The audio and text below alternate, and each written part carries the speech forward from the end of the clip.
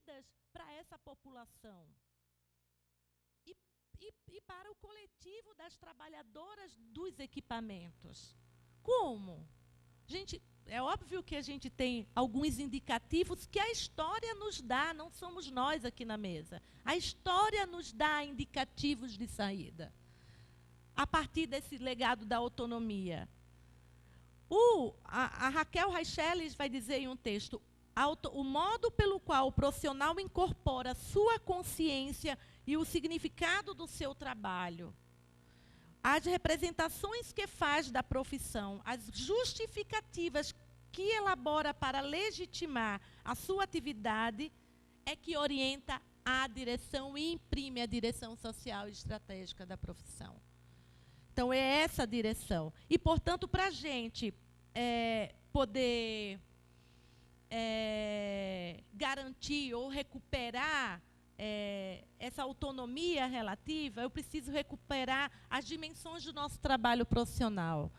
Elas são dimensões que são unidade. A dimensão técnico-operativa, teórico-metodológica e ético-política, essas três dimensões, elas se materializam numa ação profissional. Eu não digo para o sujeito que teoria eu estou usando ou que valor eu estou defendendo, mas minha resposta tem valor ético. E minha resposta ao sujeito tem uma teoria. Essa dimensão, as dimensões da profissão, não se separam. A sua resposta técnica operativa tem um valor ético e tem uma teoria por trás dela. Ela não é isenta desse valor. Agora, basta saber se eu estou conseguindo compreender que respostas são essas. Acho que é importante.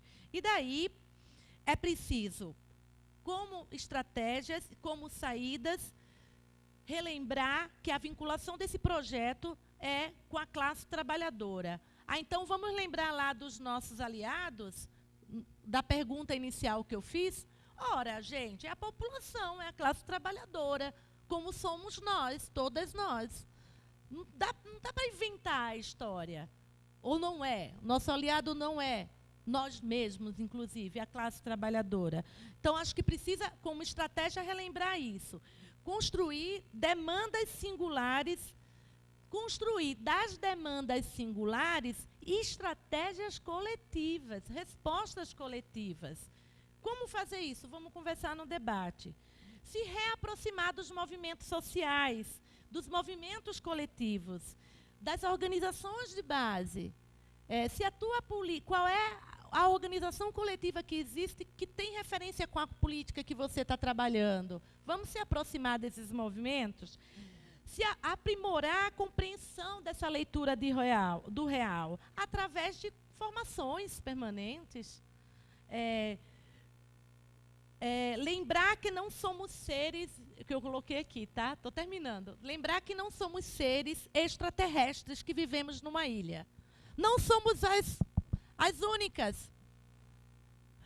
Não somos as únicas que defendemos esses valores, esses princípios democráticos, a liberdade, a não discriminação. Não somos os únicos. Temos aliados. Vamos nos juntar aos nossos pares.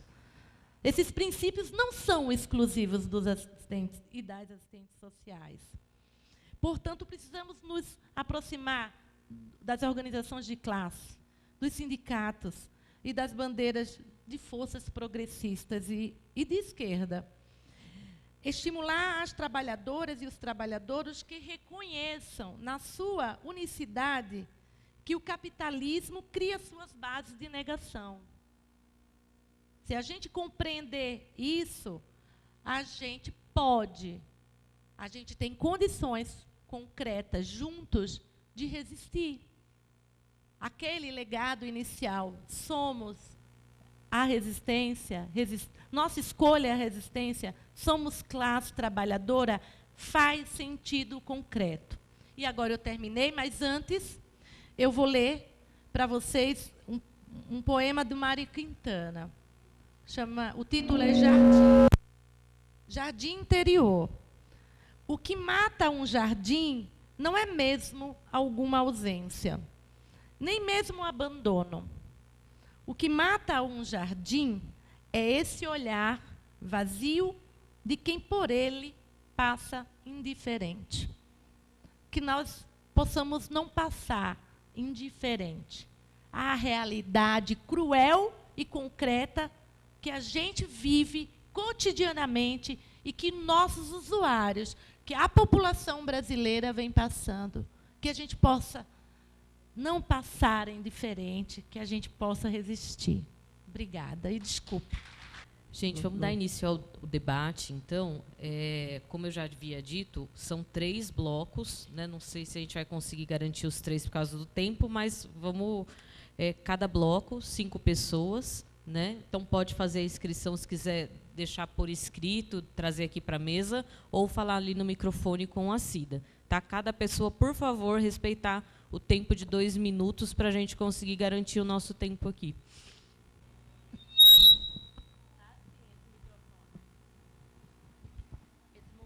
Olá, bom dia. Meu nome é Valcir, sou da cidade de Assis. E sou estudante de serviço social da Unopar. E eu só queria colocar um detalhe sobre a palestra da nossa amiga. Parabéns pelas palavras. E dizer que, no início, a nossa professora disse um dado muito sério. Nós temos 101 cidades, fazem parte, né, do Conselho Regional, e mais de 1.100 são mais de 1.000 assistentes sociais, né, no total, né. E nós vimos aqui que a gente não chega a 10% hoje, né, nessa nossa reunião. Então, o que mais importa para a gente conseguir dar um segmento a isso tudo que ela falou, a essa resistência, que ela foi bem enfática nisso, a gente participar desse núcleo que a professora falou, inclusive, eu não lembro o nome dela, Eliana, é isso?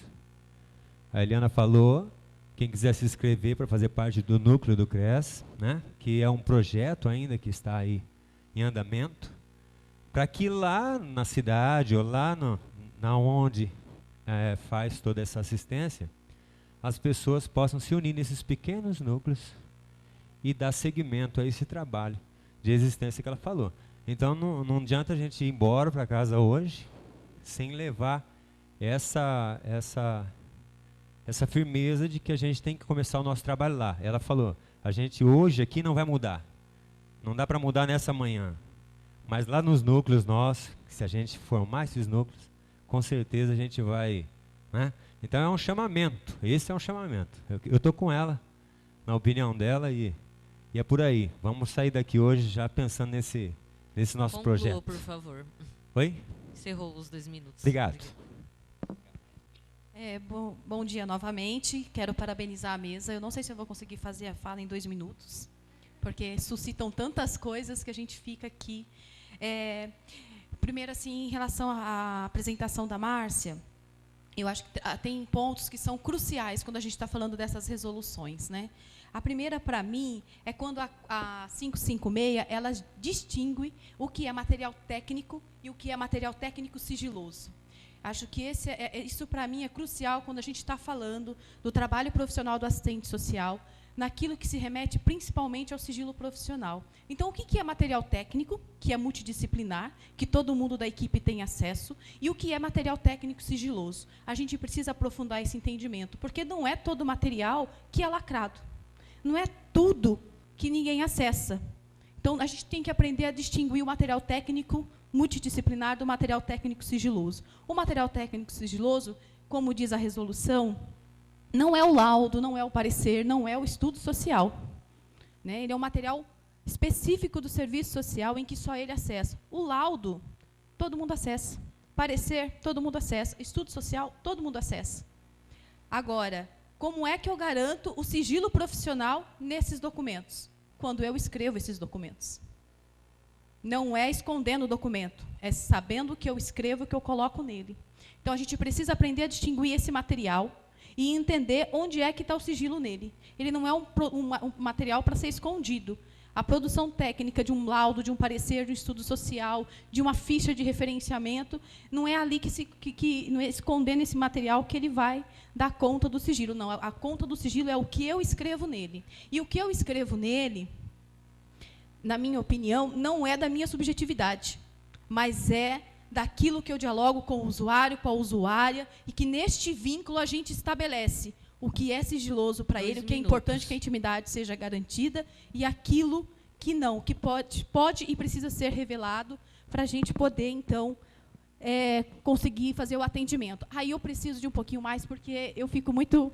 E, para mim, esse momento é importante quando a gente está com a categoria dialogando sobre isso. Junto com isso, tem um artigo, que é o 18 do Código de Ética, e ele, para mim, é essencial, que ele vai dizer o seguinte: a quebra do sigilo só é admissível quando se tratar de situações cuja gravidade possa, envolvendo ou não o fato delituoso, trazer prejuízo aos interesses do usuário, de terceiros e da coletividade. Então, olha só, há possibilidades de revelar o sigilo profissional. Que possibilidade é essa? É quando isso envolve possibilidade de prejuízo ao próprio usuário ou a terceiros. Vou dar um exemplo. Recentemente, um assistente social atendendo o usuário, ele chega, olha, tenho o vírus, do HIV, mas eu decidi que eu não vou mais tomar medicação, porque, para mim, a minha vida já deu conta, não dou mais. Isso é questão, mas era uma questão de socioeconômica. Mas, para ele, já estava no limite. E ele não tomar a medicação significava algo muito importante e de prejuízo para ele. A atuação dessa assistente social é esconder? Isso não apareceu no atendimento, ou eu vou conversar com a família desse usuário para que ele consiga ter garantido o uso do medicamento no tempo e na hora correta? Como é que o que é que pode ser revelado e o que não pode? Então, a gente precisa se apropriar desses instrumentos para a gente poder fazer cada vez mais esse diálogo com um pouco de qualidade. É difícil falar só 2 minutos quando a gente está na COF.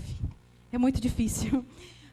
E aí, eu tinha outras coisas, mas eu vou respeitar o momento, porque eu acho que a categoria precisa vir aqui falar mais. Eu acho é muito importante vocês saírem dessas cadeiras, pegarem esse microfone e ocuparem as 5 vaguinhas de fala aqui, com os 3 tempos, para que a gente possa ouvir e dialogar. Mas tem uma coisa, para mim, Luciana, que o capital ele é mestre em criar algumas coisas, né? E ele criou, para mim, uma máquina que produz coisas muito grandes. E essa máquina, para mim, é o medo. Então, a gente tem medo de tudo, né? Eu não vou falar lá no meu trabalho sobre as condições, porque senão vão me demitir. Né? A gente vive hoje um terrorismo, né, do desemprego, e o medo vai criando aí as impossibilidades. Né? Eu lembro do CRAS, eu trabalho no CRAS, na assistência social, lá na ponta. A mesa, se a gente encostasse, ela caía, porque veio do lixão da prefeitura. Não tinha condições técnicas e éticas de trabalho, não tinham. E a gente conseguiu reverter esse quadro. Como a gente conseguiu reverter esse quadro? Coletivamente. Sozinha, nunca ia mudar aquela mesa, nunca ia garantir as condições de trabalho. Mas, quando a gente fez coletivamente, o coletivo de trabalhadores avaliou, escreveu um documento e disse, olha, as condições são essas de trabalho, está impossível. Diante disso, nós só vamos operar desta forma. Todo o restante nós estamos encaminhando para o PASSO municipal, para que o PASSO atenda os usuários. Rapidamente a situação foi resolvida.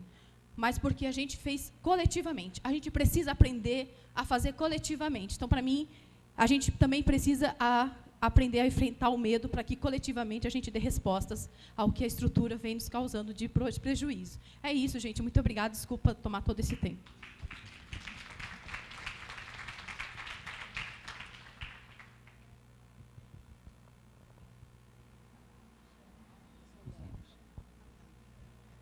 Bom dia a todos. Meu nome é Solange, sou formada aqui pela Unimar. A Eliana foi minha professora e sou muitíssimo feliz em sempre encontrá-la. Parabéns à mesa. Eu acho que meu tempo também não seria só 2 minutos, afinal de contas, eu acredito no que a minha amiga aqui falou. Esses encontros eles são de extrema importância até para a nossa categoria, e que, muitas vezes, em alguns lugares, nós somos vistos como... qualquer um pode ser um assistente social, não é? As pessoas pensam assim. Mas, de tudo que foi falado, abordado, Poderíamos ficar, talvez, realmente o restinho desse ano falando, mas eu me encontro muito quando se fala do golpe, né? Não só do golpe de 2016, mas, enfim, dos outros que nós encontramos pela nossa história, feliz e infeliz. Eu vou tentar também ser breve, mas difícil, 2 minutos. Eu só gostaria de dizer que, enquanto assistente social, eu sou extremamente a favor de todas as políticas públicas, porque, se não for para ser assim, eu penduro meu diploma e vou fazer outra coisa na minha vida. Afinal de contas, quando um usuário comparece a um atendimento, ele não comparece porque ele quer. Eu não gosto muito daquela frase em que diz, ele é vítima do sistema. Eu não sou muito a favor disso.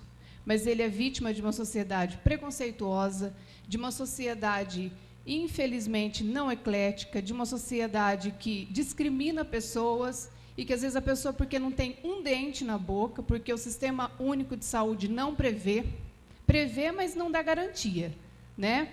Nosso sistema ele é perfeito na lei. Hoje eu estou na Secretaria da Saúde e a gente percebe que a lei ela é perfeita, na escrita, mas na prática, infelizmente, a gente não consegue. E aí, por causa desse um dente, a pessoa não consegue um trabalho, às vezes nem em casa de família. Então, dizer que a era Vargas, a gente conquistou tantos direitos, né, professora? E aí, hoje, a gente vê esses direitos sendo tirados de nós meio que a fórceps. Então, colegas de trabalho e tudo mais, eu penso que a gente precisa se unir um pouco mais. Como ela disse, a nossa amiga ali, a gente precisa fazer junto em união. E eu acredito muito nessa união. Eu, enquanto assistente social, sou muito grata por trabalhar com pessoas. E quando a gente gosta de gente, a gente trabalha com gente.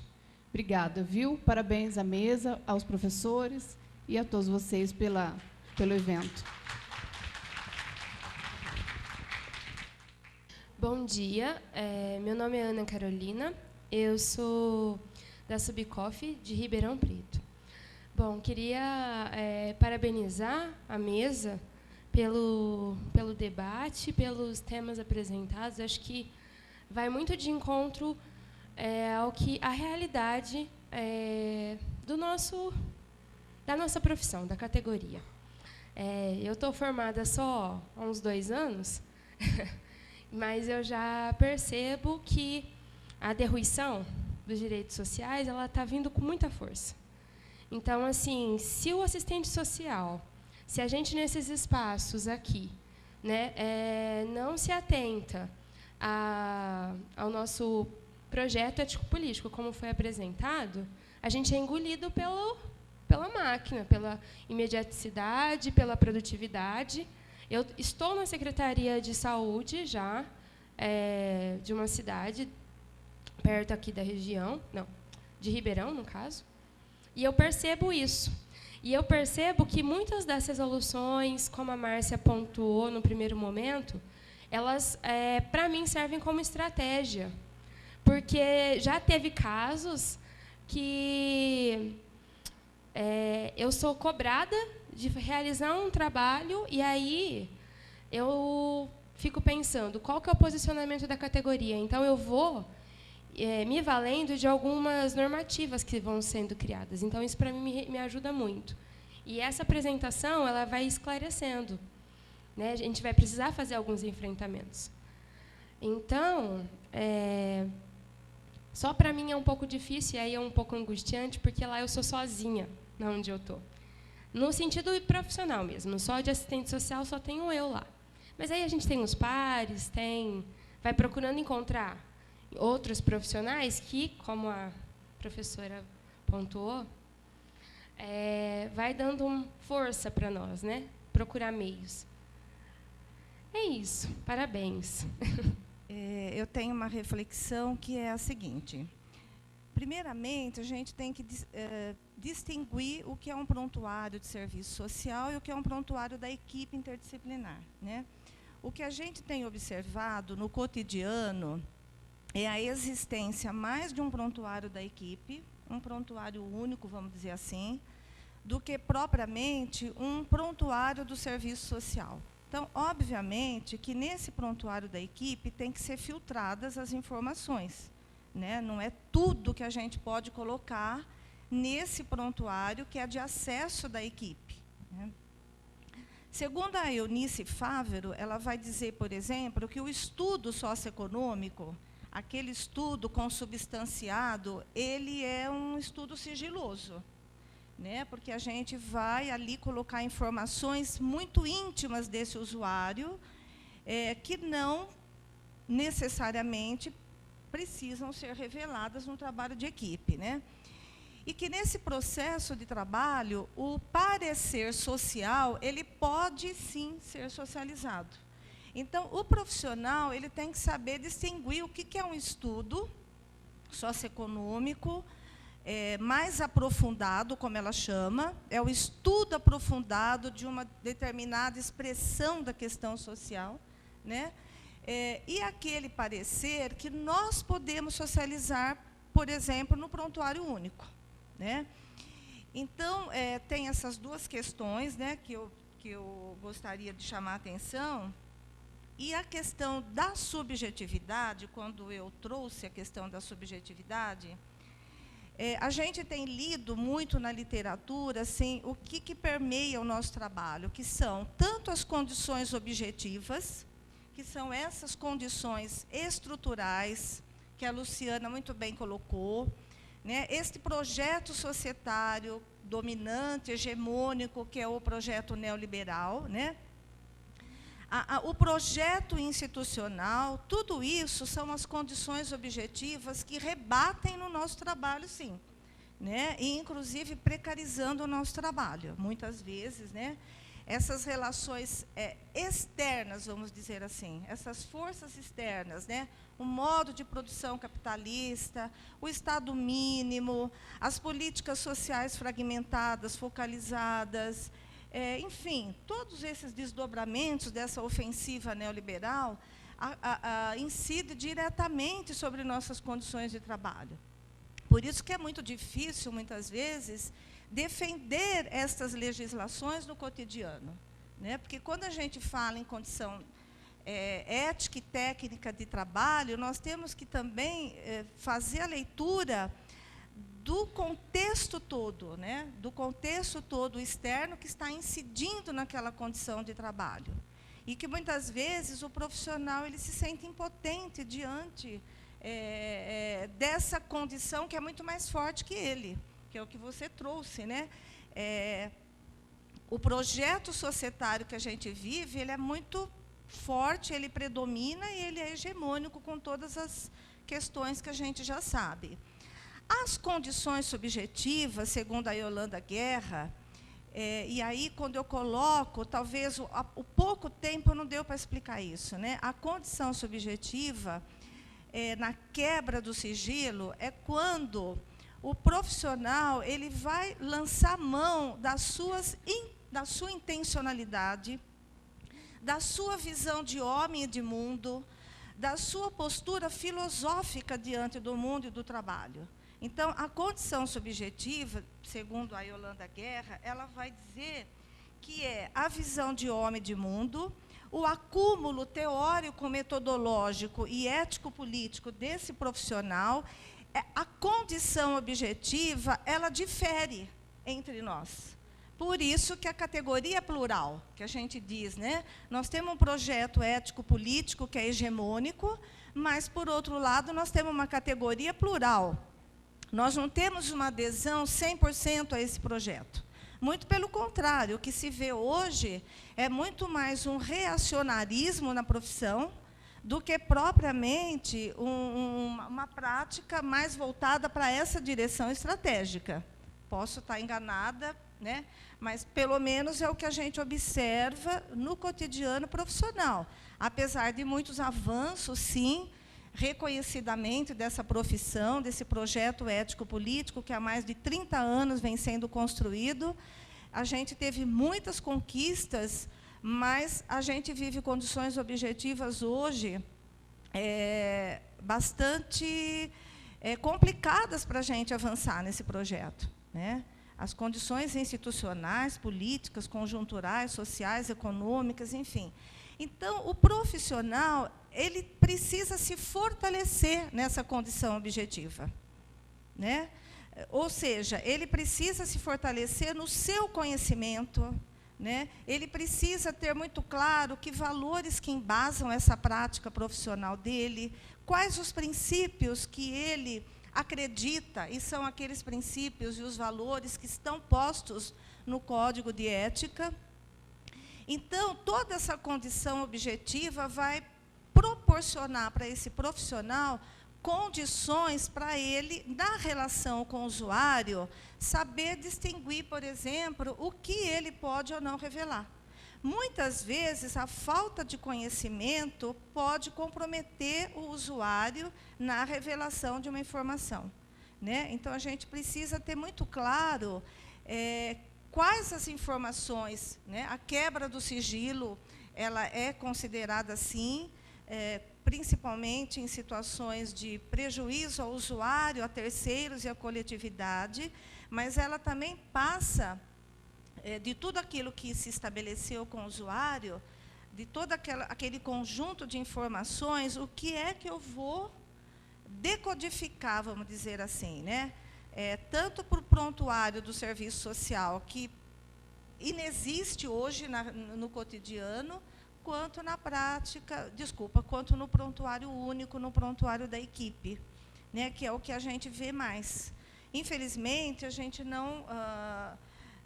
eu acho que é infelizmente, né? Porque você não tem...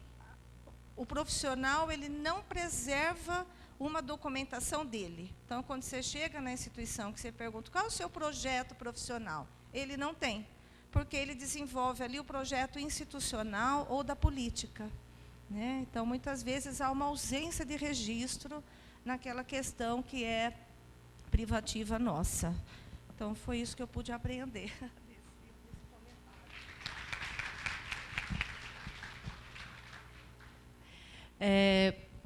Muito bom aqui a participação de vocês. Assim, acho que bastante questões que a gente poderia dialogar, mas eu acho que está muito presente aqui, do Valci, da Patrícia, da Solange, da Ana Carolina, essa dimensão de que a estratégia de luta que a gente tem que ter é uma saída coletiva, né? É uma chamada coletiva.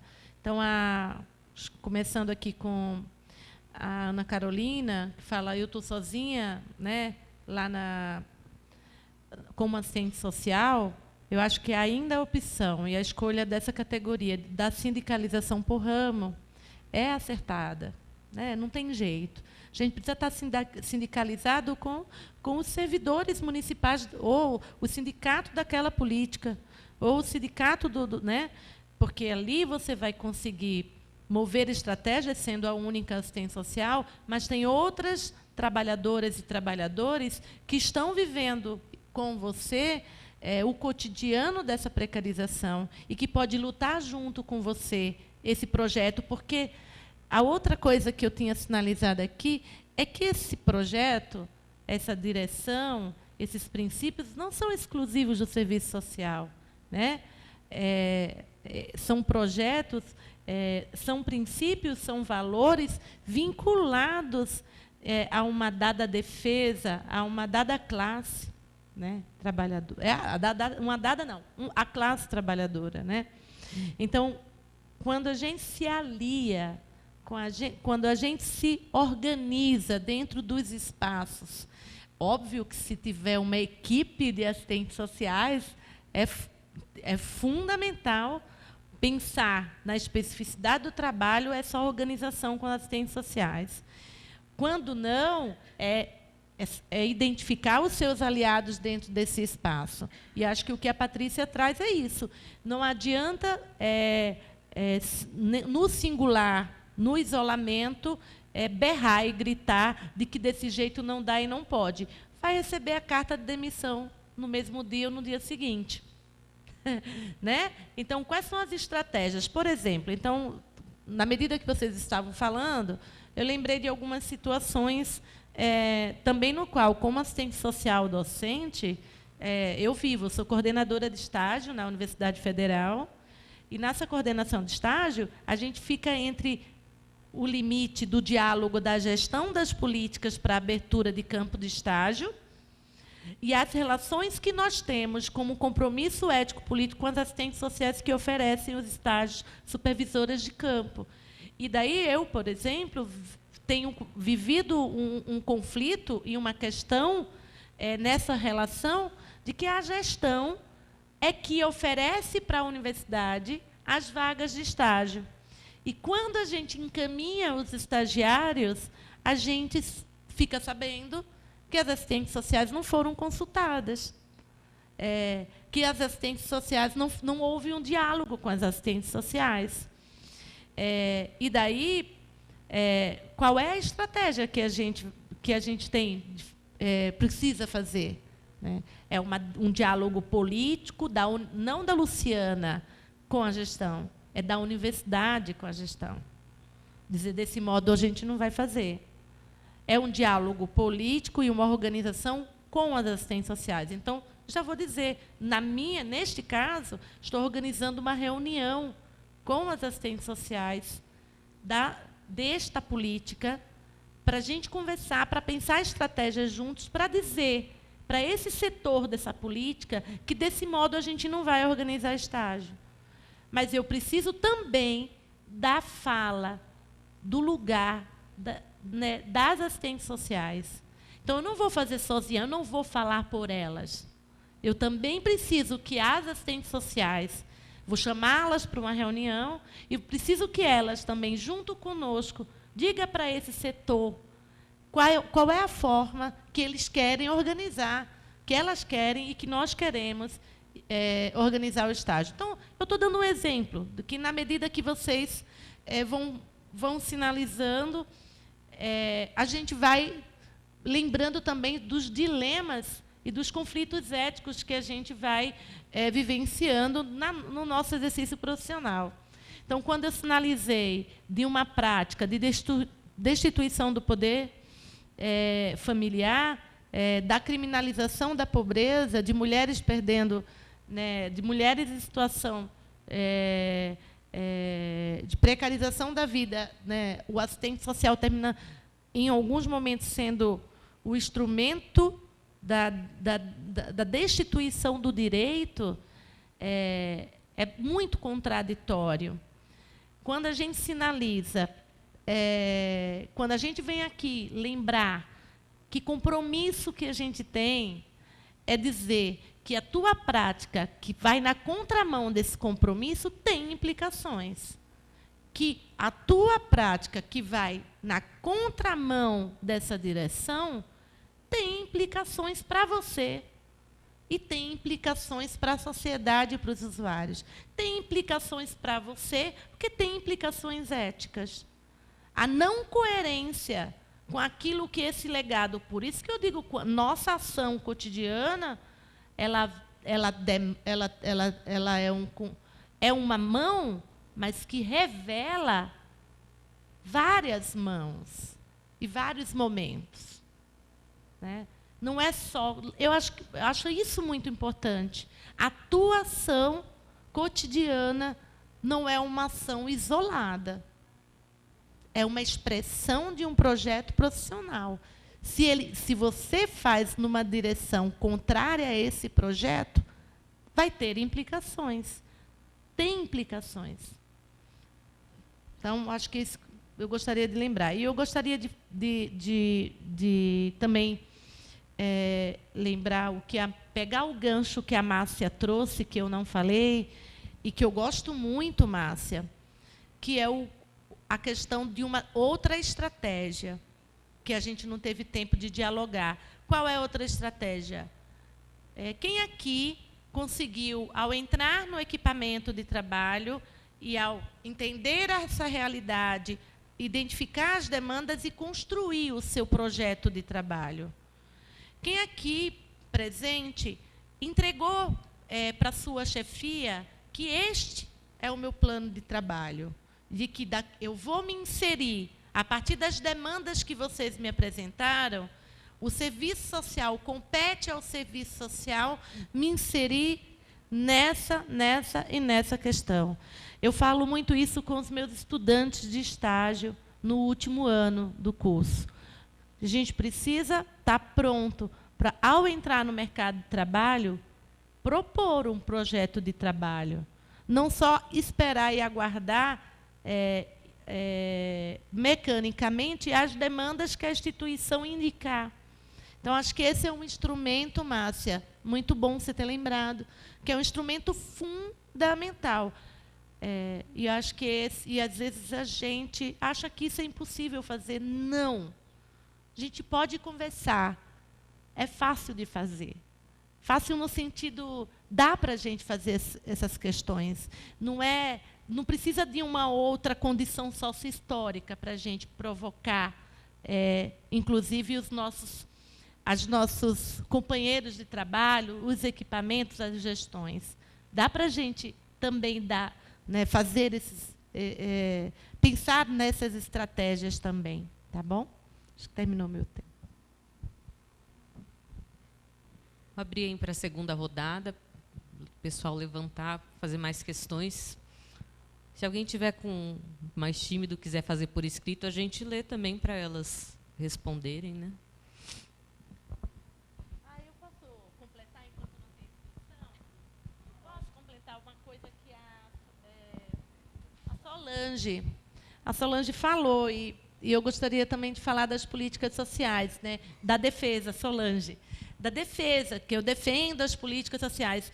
E eu também quero dizer para você, não, para a gente, é um avanço. Antes das políticas sociais era o quê? Era a benesse, era a caridade, é retrocesso não ter as políticas sociais. Portanto, então, acho que era reforçar isso, Solange, que eu queria te dizer que também a gente precisa defendê-las, inclusive defendê-las na sua máxima execução, conforme está previsto na Constituição. Né? Quando a gente sinaliza que a política social não é o fim do trabalho profissional, ela é um meio, é um mecanismo desse trabalho, e é um mecanismo importante de avanço, né, na nossa sociabilidade, a gente vai dizer o seguinte, que nós não somos meros técnicos operadores da política. Né? Temos possibilidade de, dentro dessa operacionalização da política, construir estratégias junto com os usuários, junto com a população, de organização para além dela. Né? Então, vamos ver na política de habitação. Né? Quem trabalha na política de habitação está conseguindo organizar a associação, ou indicar, ou dialogar com a associação de moradores do bairro. Né? Como é que a gente está organizando estratégias para além do que está previsto no regimento da política? Então, acho que era isso que eu queria dizer. É um avanço, acho que a ASBEC, né, o diálogo que a Carmelita e a ASBEC apresenta é fundamental. Né? Porque a própria política é o elemento também, é um dos elementos da contradição. Né? É isso.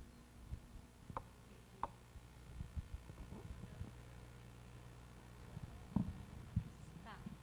Bom dia, sou Neide, trabalho no setor de fiscalização na sede. Parabenizar a organização do evento, a mesa, né, pela disponibilidade. Fazer duas questões, tentar ser rápida. Né? Em relação à fala da Márcia, só um complemento breve, né, realmente o tempo é curto, né, o tempo dela foi bem curto, sobre a 557, que trata dos pareceres, laudos conjuntos, de um dos fundamentos que eu acho dos mais importantes, que é do direito do usuário, né, quando a resolução trata que tem que ser separado as manifestações. Né? Sempre, eu acho que nas normativas a gente pensa em primeiro lugar no direito do usuário, o que significa aquilo para o usuário, porque a nossa atuação, a atuação do Conselho é nessa, a função é essa, a finalidade é essa, né? Sempre pensar nos princípios do Código relacionado ao direito dos usuários, na qualidade, nesse sentido, na qualidade da prestação dos nossos serviços, daquele serviço que, né, onde eles recorrem, que muitas vezes não somos só nós que atendemos, né?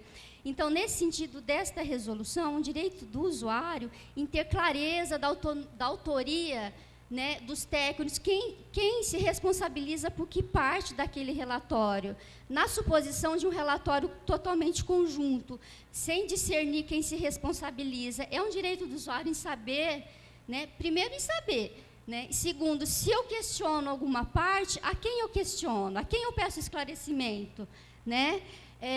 E se for o caso de apresentar denúncia, contra quem eu vou apresentar? Se um assistente social e o psicólogo atendem, faz o relatório conjunto, né, sem discernir. E outra, isso pode recair aí, tem uma questão da competência ética e técnica, né? Pode ser que cada um fez o estudo separado e só elaborou em conjunto, mas o usuário e o conselho não vão saber se fez de fato separado ou se está tudo misturado. Se eu estou adentrando na área do outro profissional, eu não tenho competência para adentrar em área de nenhum profissional, seja o psicólogo, o arquiteto, né, o enfermeiro. Então, é isso. Eu posso aí estar respondendo também eticamente, porque eu não estou qualificado para responder, e também pode, no exercício, obviamente, né, no meu conselho, eticamente, e exercício ilegal, porque eu estou adentrando numa área que é do outro. Eu acho que isso é bem importante, né? E na fala, né, brilhante da nossa querida Luciana, quando a gente fala do golpe, do grande golpe, dos sucessivos golpes cotidianos que a gente vem sofrendo em todas as, né, políticas, dimensões,